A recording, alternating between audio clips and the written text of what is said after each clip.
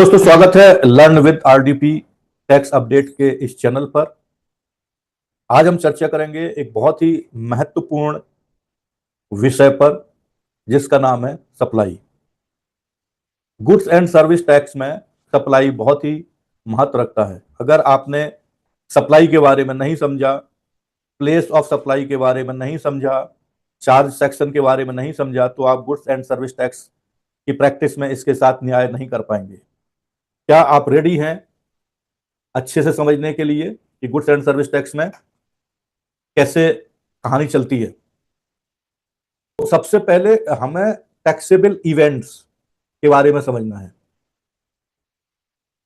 Taxable event is any transaction or occurrence that results in a tax consequences before leaving any tax.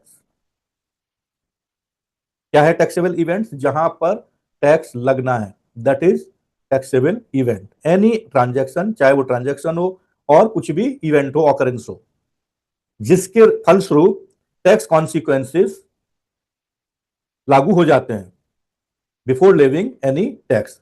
Taxable events needs to be ascertained. Transaction होना चाहिए या कोई घटना घटनी चाहिए जो tax consequence में convert हो जाए, उसको क्या बोलते हैं? टैक्सेबल इवेंट बोलते हैं। फुल स्टॉप के बाद लिखिए, before leaving any tax taxable events needs to be ascertained. It determines the points at which tax would be levied. LEVIED. I hope you understood. फिर से एक बार हिंदी में बता दूं। Taxable event under GST supply एक बहुत ही महत्वपूर्ण शब्द है। जब तक टैक्सेबल इवेंट नहीं होगा तब तक टैक्स लेवी नहीं होगा।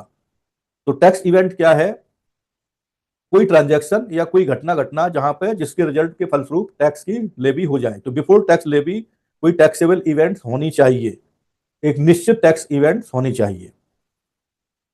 तो it's determine the point on which tax would be levied. दूसरा पॉइंट लिखिए, सप्लाई। जब जीएसटी लागू नहीं हुआ था तो ये सप्लाई का कंसेप्ट नहीं था। पहले क्या था? सेल्स का कंसेप्ट था। अभी सप्लाई का कंसेप्ट हो गया। There are two different things. ठीक है, सप्लाई में गुड्स की भी सर्विस सप्लाई हो सकती है और सर्विस की भी सप्लाई हो सकती है। ठीक है, पहले सर्विस टैक्स अलग था, सेल टैक्स अलग था, अभी दोनों मर्ज हो गए, इसलिए सप्लाई का कंसेप्ट आया। दूसरे शब्दों में सप्लाई के आगे लिखिए, एक वर्ड याद रखिए, सब पे अप्लाई। सप्लाई मींस सब पे अप्लाई। सप्लाई के आगे लिखिए, सप्लाई ऑफ गुड्स और सर्विसेज और बोथ। सप्लाई का मतलब क्या हो गया? सप्लाई ऑफ गुड्स और सर्विसेज और बोथ। चाहे माल बेचो, चाहे सेवाएं बेचो, चाहे दोनों बेचो, सप्लाई होना चाहिए। Supply includes various taxable events. जो भी आपने टैक्सेबल इवेंट्स सीखा है, supply includes various taxable events. For example, manufacture, sale, rendering of service, purchase, entry into a territory of state. तो दोस्तों, क्या आपको पता है पहले मैन्युफैक्चरर पर जीएसटी लागू नहीं होता था? मैन्युफैक्चरर पर क्या लागू होता था, कौन बता सकता है? पहले जो मैन्युफैक्चरर होते थे उन पर एक्साइज ड्यूटी लगती थी। रेंडरिंग ऑफ सर्विस पर सर्विस टैक्स लगता था। सेल पर सेल्स लगता था, सेल टैक्स लगता था। बहुत सारे टैक्स लगते थे। परचेज है तो आप कहीं कहीं पर माल पकड़ा जाएगा, चुंगी और फॉर्म 31 और पता नहीं क्या क्या चलता था, उनको पेमेंट करना पड़ता था। बैरियर्स जगह जगह लगे रहते थे, बैरियर्स पेमेंट करना पड़ता था। किसी की टेरिटरी में आप जैसे एंट्री हुए तो वहां पर स्टेट का अलग से टैक्स होता था, वो पेमेंट करना पड़ता था। जीएसटी रिजिम आने के बाद लिखिए आगे, in the GST regime the entire value of supply of goods and services is taxed in the integrated manner. ये कुछ रिलेवेंट डेफिनेशंस हैं। वो जानना जरूरी है सर्विस टैक्स और गुड्स एंड सर्विस टैक्स को जानने के लिए। तो गुड्स क्या है, हम goods and service tax act पढ़ रहे हैं, we must know about the goods. तो लिखिए goods, goods means any kind of movable property. Goods means any kind of movable property other than money and securities. Goods means every kind of movable property other than security and money, but includes actionable claim, growing crops, grass and things attached to or forming part of the land, which are agreed to be severed before supply or under a contract of supply। क्या इसको समझाने की जरूरत है कि समझ में आ गया गुड्स? पहला वर्ड इसमें आया, goods includes any kind of movable property, मतलब इमूवेबल प्रॉपर्टी गुड्स नहीं है, इससे तो यही जाहिर होता है। अब एक चीज बताइए, जो अपार्टमेंट ओनर हैं, जो बिल्डर्स हैं, बड़े बड़े बनाते हैं, वो तो यूनिट वाइज फ्लैट को बेचते हैं, तो क्या उनके लिए माल नहीं हुआ? हुआ। It's depend on the business to business. ठीक है। अब अगर हम ऐसा देखें तो यहां पर तो मूवेबल प्रॉपर्टी पर ही टैक्स लगा रहे हैं, इमूवेबल प्रॉपर्टी पर तो लगा ही रहे हैं, तो इसका मतलब उनके लिए वो गुड्स नहीं हुआ अकॉर्डिंग टू जीएसटी एक्ट। ठीक है। तो इसमें क्या चीज शामिल नहीं है? इसमें शामिल है movable, any kind of movable property except money and security. Money सब लोग जानते हैं, रुपया और पैसा। सिक्योरिटी क्या होता है? गवर्नमेंट सिक्योरिटी हो गया, बॉन्ड्स हो गया, इक्विटी शेयर हो गए, डिवेंचर हो गए, ये सब सिक्योरिटीज कहलाते हैं। म्यूचुअल फंड्स हो गया, गॉट इट। इन दोनों को छोड़ करके any kind of movable property is the goods. इसमें क्या शामिल है? और जो आपकी जमीन पर फसल खड़ी हुई है, अगर आप एक एग्रीमेंट के तहत सप्लाई कंप्लीट होने के पहले उसको जमीन से हटाने का एग्रीमेंट कर लेते हैं, तो वो भी इसमें शामिल है। समझ में आ गया गुड्स की परिभाषा? अब लिखिए service, anything other than goods, money and securities. So is it clear what is goods, what is service? Goods में मनी और सिक्योरिटीज को छोड़ करके सभी immovable properties, sorry movable properties आती हैं। साथ में जमीन पर कोई घास फसल लगी हुई है, अगर उसका काटने का एग्रीमेंट सप्लाई के टाइम पर किया है तो वो भी सिवियर करने का अगर एग्रीमेंट है तो वो भी शामिल हो जाएगा। अब आप यहाँ पे ये कह सकते हो कि वो तो जो लगा हुआ है जमीन पर वो तो इमूवेबल हो गया, वो कैसे गुड्स हो गया? तो हमारा एग्रीमेंट होना चाहिए बिफोर सप्लाई कंप्लीशन, तो वो गुड्स होगा, नहीं तो वो इमूवेबल प्रॉपर्टी हो जाएगा। सप्लाई में its includes goods, sorry except goods, money and security, but includes activity relating to the use of money. देख लिया? और इट्स कन्वर्जन बाई कैश और बाई एनी अदर मोड। और जो मेन मेन चीजें हैं वो मैं आपको बताता हूं। कंसिडरेशन लिखिए, अगला टर्म जो है जीएसटी में यूज होता है consideration. In relation to the supply of goods और सर्विस और बोथ इंक्लूड्स, आप परिभाषा लिख रहे हैं, कंसिडरेशन की बहुत ध्यान से समझने की जरूरत है। कंसिडरेशन के आगे लिखना है in relation to the supply of goods और सर्विस और बोथ इंक्लूड्स। यहीं से वो वर्ड जन्म लेता है जो मैंने बोला था, क्विड प्रो क्वो। स्पेलिंग लिख लीजिए पहले, QUID, प्रो PRO, QUO। इसका मतलब होता है कुछ के बदले कुछ, something something. Any payment made or to be made whether in money or otherwise. क्या लिखा? Any payment made or to be made whether in money or otherwise in respect of, in relation to, in respect of के बाद comma लगा के, in response to, in respect of, comma, in response to, or for the inducement of, but Pay attention here. Shall not include any subsidy given by the central government or state government. इसको याद रखना है, consideration में subsidy given by the central government or state government is not included.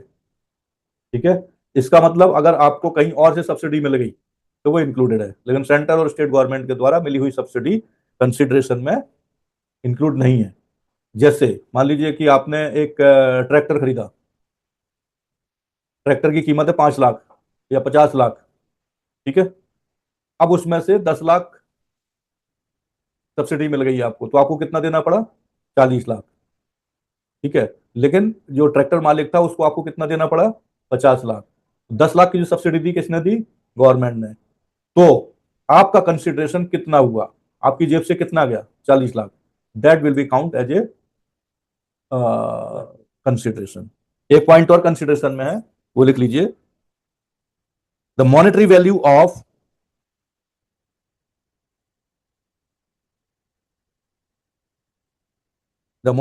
Of any act को underline कर लीजिए,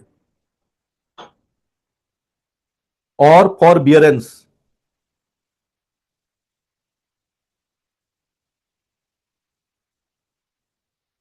यहां पर पहले इतनी बात समझ लीजिए।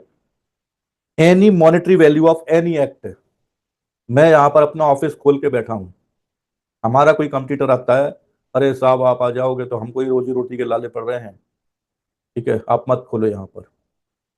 ठीक है, तो जैसे हमने एक्ट किया उसने मना किया, और उसने ये बोला कि या तो फिर आप खोलो, तो आप कंसल्टेंसी करना, खोलो कुछ और करो, कुछ बियर करो, फॉर बियरेंस और फॉर एनी एक्ट। तो मैं बोलूंगा मुझे क्या मतलब यार, आपको प्रॉफिट हो रहा है कि लॉस हो रहा है, आप अपना करो, मुझे अपना करने दो। ठीक है, तो बोलेगा भैया हमसे 10 लाख रुपए ले लो, लेकिन अपना ऑफिस मत खोलो यहाँ पर, मुझे पता है आप मेरे से ज्यादा नॉलेजेबल पर्सन हो, आप मेरा पूरा बिजनेस खा जाओगे। इस चीज को अवॉइड करने के लिए उसने कुछ पैसे दिए। क्या वो कंसिडरेशन होगा for any act or forbearance? Second परिभाषा में वही लिखवा रहे हैं, the monetary value of any act or forbearance in respect of or in response to,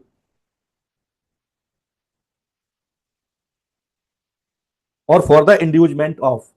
तीनों के वर्ड समझ में आ गए? In respect of, in response to, or for the inducement of the supply of goods और service, और both whether by the recipient or by any other person shall not include any subsidy given by the central government or a state government। जैसा उसमें था वैसे ही नीचे है।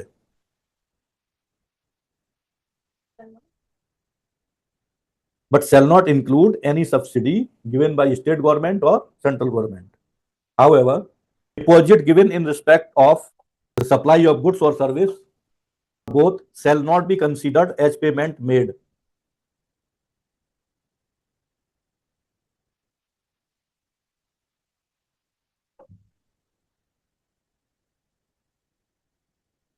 for such supply unless the supplier applies such deposit as consideration for the said supply।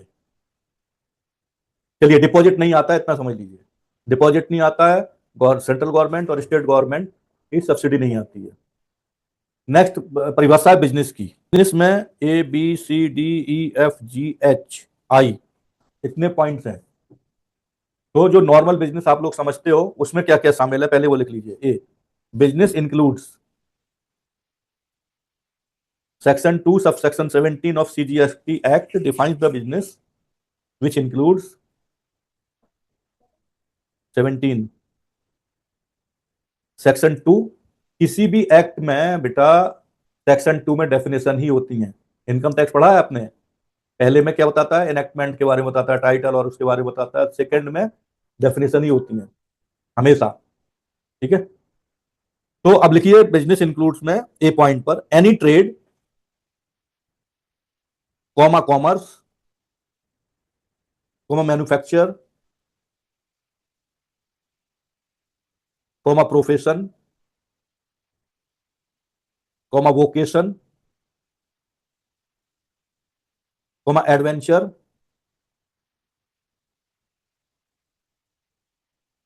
वैगेर WAGER, or any other similar activity.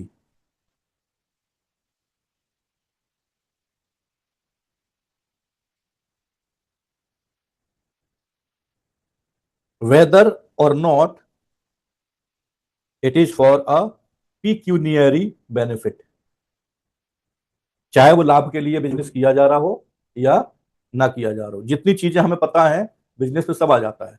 बोल देता हूं, business includes any trade, commerce, manufacture, profession, vocation, adventure, wager or any other similar activity whether or not it is for a pecuniary benefit.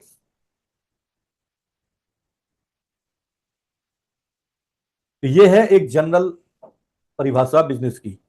Second point में B point लिखिए, any activity or transaction in connection with or incidental or ancillary A above, मतलब जो first है, चाहे वो trade हो, चाहे commerce हो, चाहे मैन्युफैक्चर हो, उसकी जो सहायक काम है, जैसे मैं इधर बैठा हुआ हूं तो आप उधर बैठे हुए, दैट इज एंसिलरी सर्विस, ठीक है ना, तो वो भी बिजनेस में आता है।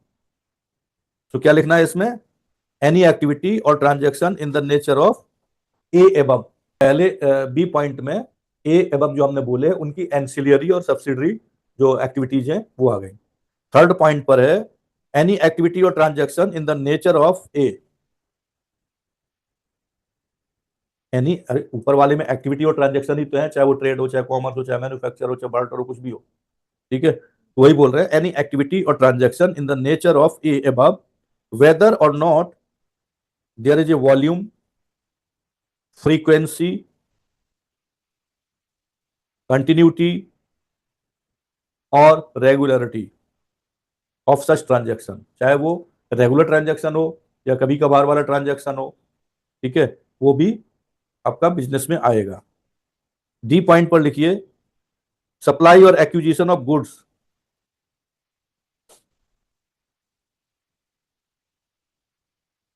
Including capital assets and service, supply or acquisition of goods including capital assets and service in connection with commencement or closure of business.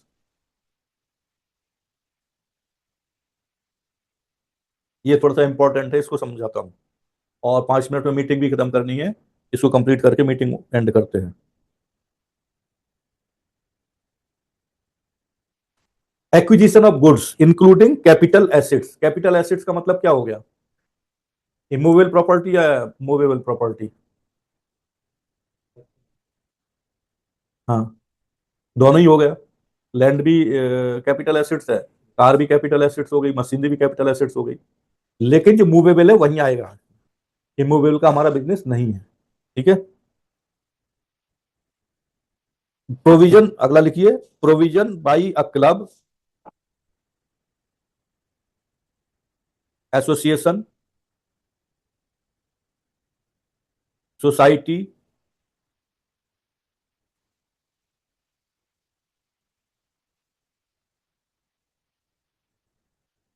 और any such body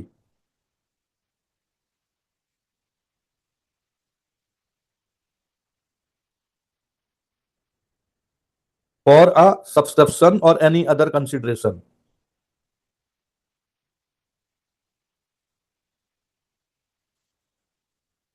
of the facility or benefits to its members as the case may be। Next है admission for a consideration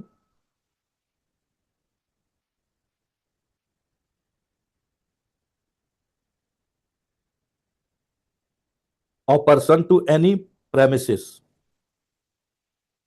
next है services supplied by a person as the holder of an office,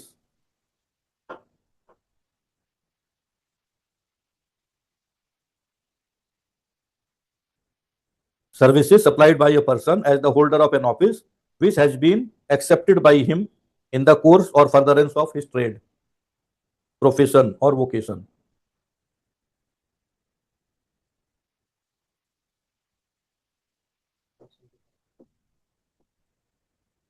which has been accepted by him in the course of furtherance of his trade, profession or vocation। फिर से समझिए, service supplied by a person as the holder of an office, we are what, we are providing the service, we are holder of office and we have accepted this service of supply as a furtherance of our business, trade, business or profession. तो ये थी business की परिभाषा।